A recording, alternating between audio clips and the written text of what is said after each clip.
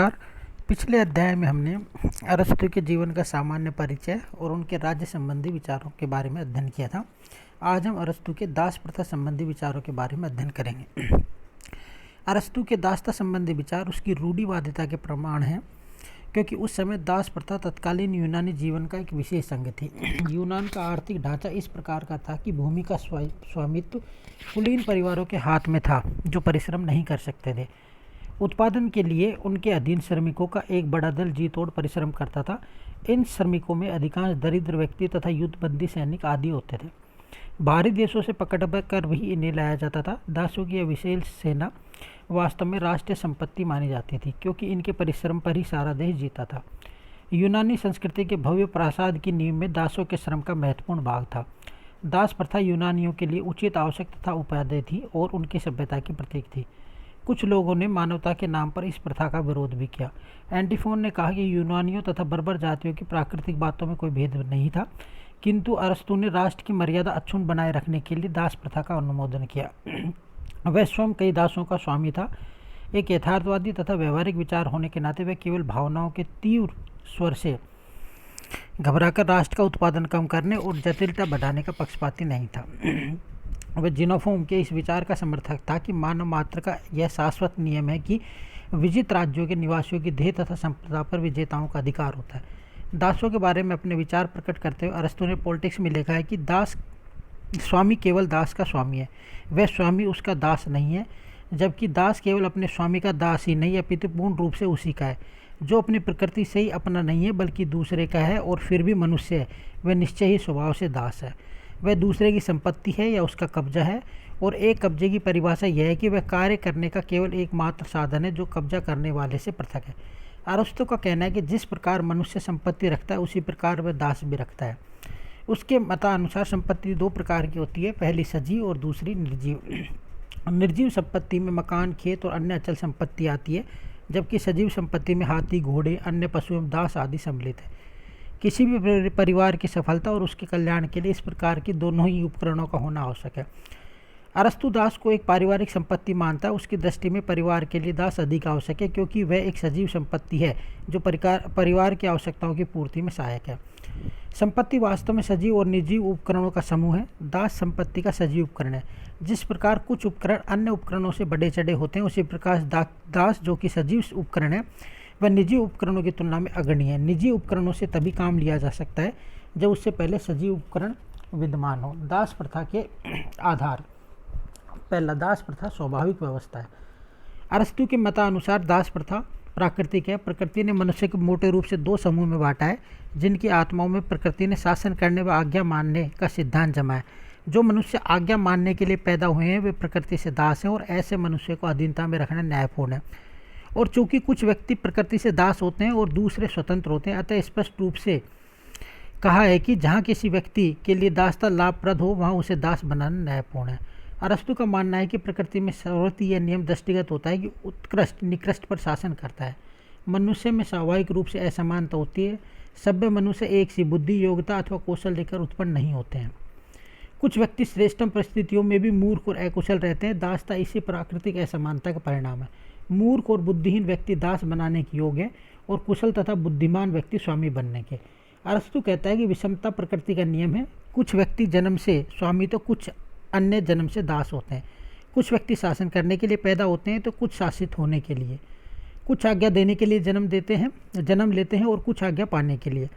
आज्ञा देने वाला स्वामी और आज्ञा पाने वाले दास होते हैं।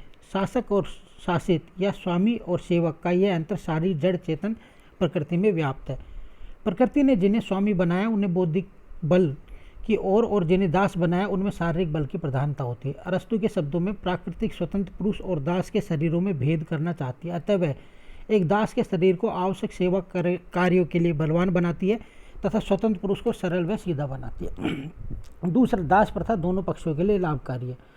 अरस्तु दास प्रथा को इस दृष्टि से भी न्यायोचित ठहराता है कि यह न केवल स्वामी के लिए अपितु दास के लिए भी उपयोगी और लाभकारी है। बुद्धिमान और विवेक स्वामियों को राजकार्य व अन्य गुप्तचर काम चलाने के लिए तथा अपने बौद्धिक और नैतिक गुणों के विकास के लिए समय और विश्राम की आवश्यकता होती है। यह अवकाश उन्हें तभी मिल सकता है जब उनकी आर्थिक आवश्यकताओं की पूर्ति हेतु दास श्रम करें। यदि स्वामियों को शारीरिक और क्षुद्र काम स्वयं करने पड़े तो उनकी नैतिक और बौद्धिक उन्नति नहीं हो सकती है। राज्य की उन्नति के नियमों का निर्धारण और संचालन तथा संस्कृति के निर्माण के लिए स्वामियों को पर्याप्त समय चाहिए। दास उनके खेतों में कार्य कर और उन्हें अन्य घरेलू कार्यों को निपटाकर उनके कार्य के बोझ को हल्का कर सकते हैं। स्वामी के साथ साथ दास के दृष्टिकोण से भी यह प्रथा उतनी ही उपयोगी है। दास निर्बुद्धि और अयोग होते हैं, उनमें समझ और विवेक का अभाव होता है, वे संयम और ज्ञान से परिचित नहीं होते हैं। अतः उनका कल्याण तभी संभव है जब वे योग्य, संयमी व विवेकपूर्ण स्वामियों के संरक्षण में रहे। अरस्तु के अनुसार यह उचित और आवश्यक है कि दास स्वामी के संरक्षण में रहते हुए प्रेरणा और मार्गदर्शन पात्र है। इस प्रसंग में अरस्तु पालतू जानवरों का दृष्टांत प्रस्तुत करता है। उनका कथन है कि मानवीय अनुशासन में रहने के कारण ही वन पशु भी अनेक अच्छी बातें सीख पाते हैं और यही बातें दासों पर भी लागू होती हैं। तीसरा, अरस्तु नैतिक दृष्टि से भी दास प्रथा को आवश्यक मानता है। उसका मत है कि स्वामी तथा दासों के नैतिक अंतर में पर्याप्त भेद होता है। स्वामी गुणों और दास गुणहीन होते हैं। अतः स्वामी का कर्तव्य है कि वे दासों के प्रति स्नेहपूर्ण और दयालु रहते तथा दास का काम है कि वे स्वामी की आज्ञा का पालन करें। दासों में गुणों की सृष्टि होना तभी स्वाभाविक है जब स्वामी और दास दोनों का संपर्क हो एवं स्वामी दास का संबंध हो। प्रकृति से दास में संयम के सच्चे गुण का अस्तित्व कभी नहीं हो सकता, अर्थात उसमें इतनी क्षमता नहीं होती कि वह अपने विवेक से अपनी वासनाओं या क्षुधाओं को शासित कर सके, परंतु वह एक संयमी स्वामी के अधीन रहकर उसके आदेशों का पालन करते हुए इस प्रकार का समय प्राप्त कर सकता है। उसके सामने मानव गुणों के पूर्ण और निरंतर रूपों के बीच चयन का प्रश्न नहीं, अपितु उसके सामने तो गुणों के निम्नतम रूप अथवा उसके अभाव में चयन का प्रश्न है। दासता के प्रकार, अरस्तु दासता को दो प्रकारों में बांटता है। पहली स्वाभाविक दासता, दूसरी वैधानिक दासता। जो व्यक्ति जन्म से ही मंदबुद्धि, अकुशल व अयोग्य होते हैं वे स्वाभाविक दास होते हैं, नेचुरल स्लेवरी होते हैं।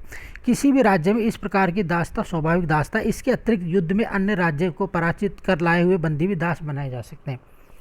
युद्ध बंदियों की इस प्रकार की दासता वैधानिक दासता कहलाती है, किंतु इस प्रकार की दासता को अरस्तु यूनान निवासियों पर लागू नहीं करता। उसके अनुसार यूनान निवासी युद्ध में पराजित हो जाने के बाद भी दास नहीं बनाए जा सकते।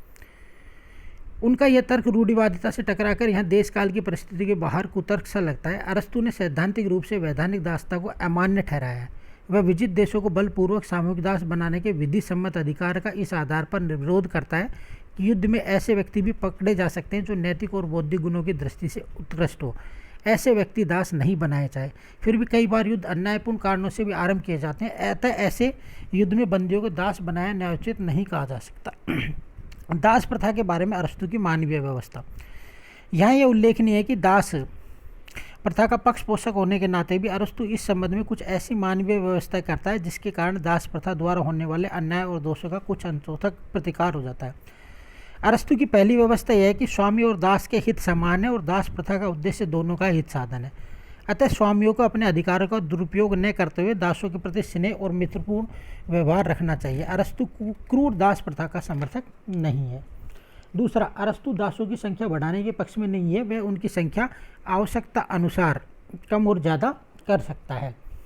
अरस्तु की तीसरी व्यवस्था उसकी यह धारणा है कि दास प्राकृतिक गुणों के कारण होती है, उसका कोई कानूनी पक्ष नहीं है, अतः इसे वंशागत रूप होना नहीं देना चाहिए। दास प्रथा की आलोचना। पहला, अरस्तु की दासता की परिभाषा के अनुसार कुछ व्यक्ति आज्ञा देने के लिए तथा कुछ आज्ञा मानने के लिए पैदा होते हैं, कुछ शासन करने के लिए जन्म लेते हैं तो कुछ शासित होने के लिए। ये शासित और आज्ञा पालक व्यक्ति अरस्तु के मत में दास है। यदि इस धारणा को स्वीकार कर लिया जाए तो आज के औद्योगिक युग में अधिकांश व्यक्ति दास की स्थिति में आ जाएंगे, जबकि वास्तव में ऐसा नहीं है। दूसरा, दास प्रथा प्राकृतिक नहीं है। मनुष्य में विभिन्नता या बुद्धि की कुशाग्रता में अंतर होते हुए भी यह प्राकृतिक समानता होती है, जिसकी अवहेलना करना मानव व्यक्ति का अपमान करना है। तीसरा, अरस्तु के मत में दास वर्ग को शारीरिक शक्ति अधिक प्राप्त होती है, लेकिन इसके साथ ही उसने यह भी संभव माना है कि कभी कभी यह शारीरिक शक्ति भी नहीं होती है। रोस के अनुसार अरस्तु मानव जाति को विवेक और गुणों तथा शासक और शासितों के आधार पर दो वर्गों में विभाजित करने के विचार का समर्थन नहीं किया जा सकता। यह वर्गीकरण सर्वथा कृत्रिम और अस्वाभाविक है। शासित व्यक्ति स्वयं बुद्धिहीन नहीं होते, आज्ञा पालन करने वाले मूर्ख नहीं कहलाए जा सकते। फिर भी स्वयं अरस्तु यह स्वीकार करता है कि दासों में स्वामी के आदेशों को समझने और पालने की करने की बुद्धि होनी चाहिए। अरस्तु चाहता है कि दास अपने व्यक्तित्व को स्वामी के व्यक्तित्व में लीन कर दे, किंतु मनोवैज्ञानिक आधार पर यह सर्वथा असंबद्ध है। प्रत्येक व्यक्ति की अपनी कुछ अनुभूतियाँ होती हैं, कुछ इच्छाएँ और भावनाएँ होती हैं, तब भला दास द्वारा अपने व्यक्तित्व का स्वामी के व्यक्तित्व में संपूर्ण विलय किस प्रकार किया जा सकता है। अरस्तु यह सिद्ध करने में सर्वथा असफल रहा कि स्वामित्व प्राप्त करने का अधिकारी कौन है और दासता कौन है। जब तक ये स्पष्ट न हो जाए कि दासता तथा स्वामित्व के तत्व में किस में है और किस में नहीं है, तब तक स्वामी और दास का निर्णय नहीं लिया जा सकता।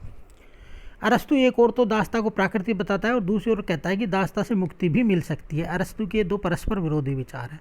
दासता के समर्थन द्वारा अरस्तु समानता और स्वतंत्रता के मानवीय सिद्धांतों पर भीषण आघात करता है। अरस्तु के दासता संबंधी विचार अवैज्ञानिक हैं। वह मनुष्यों पर पशुओं के उदाहरण डालता है। कोई भी प्रथा जो मनुष्यों द्वारा पशुतुल्य समझे हुए उसका मापतोल करने की अनुमति देती हो कभी भी वैज्ञानिक नहीं हो सकती। उपरोक्त सभी तथ्यों के आधार पर अरस्तु की दासता संबंधी धारणा कटुतम आलोचना का शिकार बने। यह विडंबना ही मानी जाएगी उस जैसा महान दार्शनिक भी अपनी समकालीन संस्थाओं और उनके तर्कसंगत सिद्ध करने वाले पूर्वाग्रहों से ग्रसित था। अरस्तु के पक्ष में केवल यही कहा जा सकता है कि दासों को तत्कालीन सामाजिक आवश्यकता की पूर्ति के लिए आवश्यक मानते हुए भी उसने इस प्रथा में सुधार करने के अनेक प्रयत्न किए। उसने परंपरागत दास प्रथा का विरोध किया और केवल उन्हीं व्यक्तियों को दास बनाने के योग माना जो प्रकृति द्वारा इस योग में हो। उन्हें दासता से छुटकारा पाने के लिए भी उसने सैद्धांतिक स्पष्टता का परिचय दिया। क्रूर दास प्रथा का विरोध करते उसने नैतिकता पर ध्यान रखा, चाहे इसमें नैतिकता और मानवीयता का अनुपात कितना ही क्यों न हो। Thank you.